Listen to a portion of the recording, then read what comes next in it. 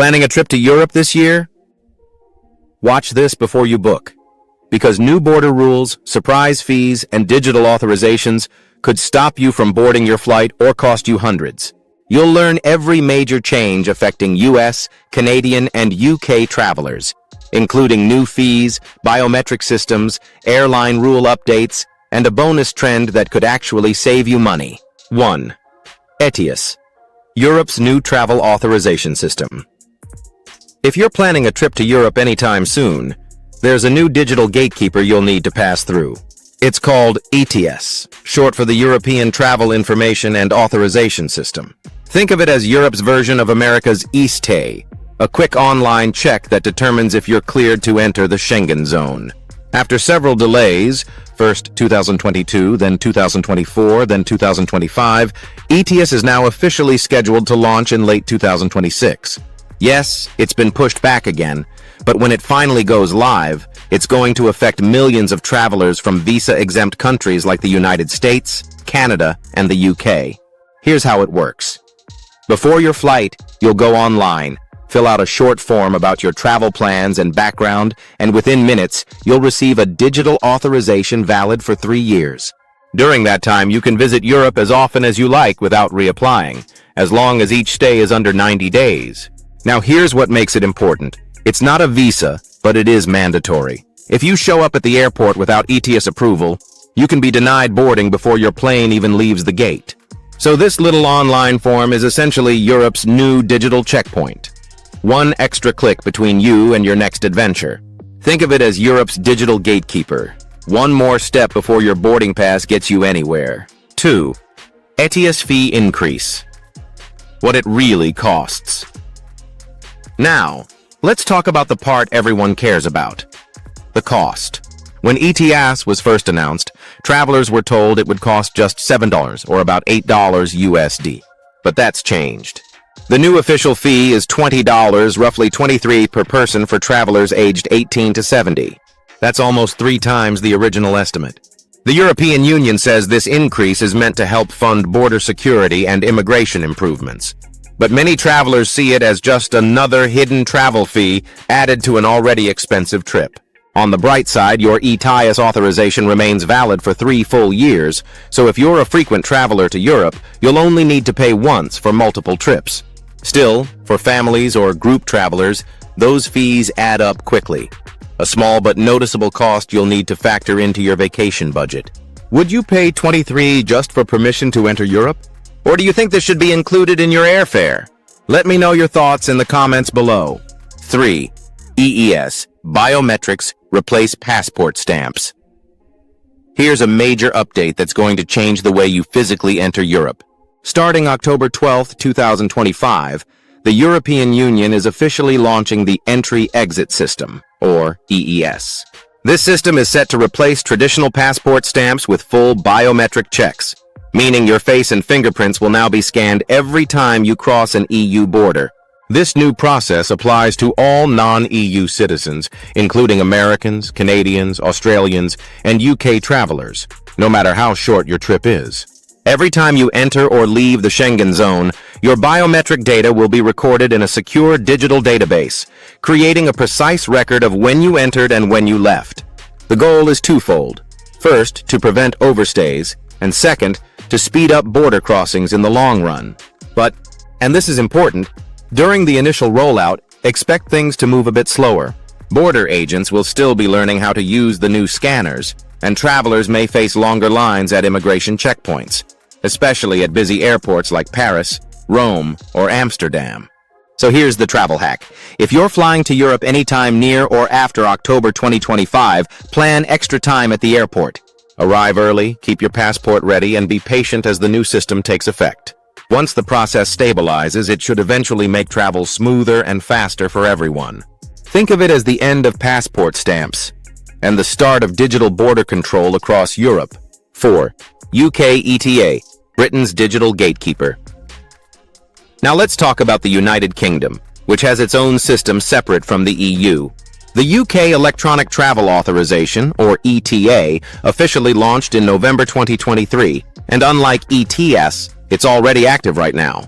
If you're a US citizen or from another visa-exempt country, you'll need this ETA before boarding a flight to any part of the United Kingdom. That includes England, Scotland, Wales, and Northern Ireland. Yes, even if you're just planning a short visit or connecting through the airport. The good news is the process is very simple. It's a quick online application you can complete from your phone or computer.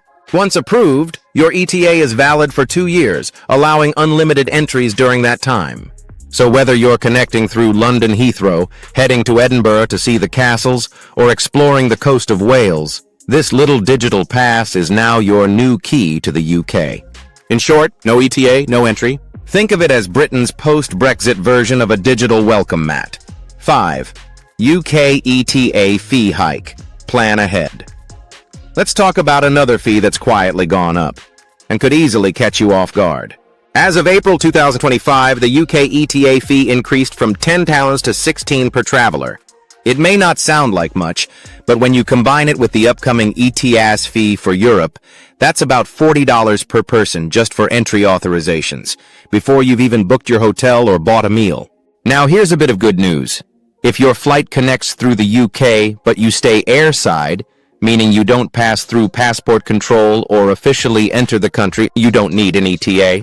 So, if you're flying from New York to Paris with a quick connection through Heathrow, you can skip that £16 fee as long as you remain inside the terminal. So if your flight connects through London but you never leave the airport, that's one easy way to save. And when it comes to travel, every little bit helps. 6. New EU rule. Free carry-on bags could become law. Here's some surprisingly good news for budget travelers, but with a catch. EU lawmakers recently voted to ban extra fees for small cabin bags, meaning anything under 7 kilograms and no more than 100 centimeters total size could soon be free to bring on board. If this new rule passes its final round of approvals by EU member states, it would require budget airlines like Ryanair, Wizz Air, and EasyJet to include one free carry-on bag with every ticket. No more sneaky add-ons or checkout surprises. Right now, these same airlines often charge between $20 and $50 per flight for the privilege of bringing a small suitcase. So this change could save travelers a lot of money and make ticket pricing more transparent. But not everyone's happy about this one. And as you might guess, airlines are already fighting back. 7. Airline pushback. Sneaky enforcement tricks. Budget airlines aren't giving up their baggage fees without a fight.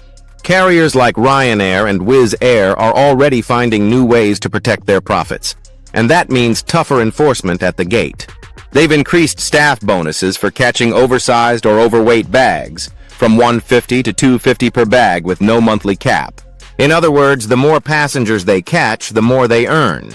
So, if your bag is even a few centimeters too big or slightly over the limit, you could be hit with on-the-spot fines of $60 or more before boarding. Here's the key takeaway. Double-check your luggage dimensions before every trip. Airlines measure bags differently, and what fits on EasyJet might not fit on Wizz Air. It's one of the easiest ways to avoid unnecessary stress and expensive last-minute fees. Have you ever been charged at the gate for a bag that looked fine? Drop your experience in the comments. I'd love to know how strict your airline was. 8. Paper boarding passes are ending.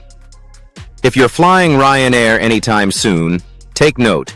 Paper boarding passes are officially being phased out. Starting November 2025, Ryanair will go completely mobile only for check-ins and boarding. That means you'll need to download their app and show your digital boarding pass directly from your smartphone. Now, before you panic, if your phone dies or you lose it, Ryanair will reissue a paper pass at the airport counter for free, as long as you've already checked in online. So the safety net is still there. Still the smartest move? Always screenshot your boarding QR code before you leave home. That way, even if your phone goes offline or loses signal, you'll still have access to your pass. Think of it as the end of paper travel, and one more step toward fully digital flying. 9. New airport tech. Liquids up to 2 liters allowed. Now here's a piece of good news travelers have been waiting for. Several major European airports, including Rome, Milan, Berlin, Amsterdam, Birmingham, and Edinburgh, have dropped the old 100 milliliter liquid rule. Thanks to advanced CT scanner technology, passengers at these airports can now carry liquids up to 2 liters in their cabin bags, with no container restrictions. That means your full-size shampoo, lotion, or even a water bottle can finally come through security again, at least in parts of Europe. However, keep in mind this is not universal yet.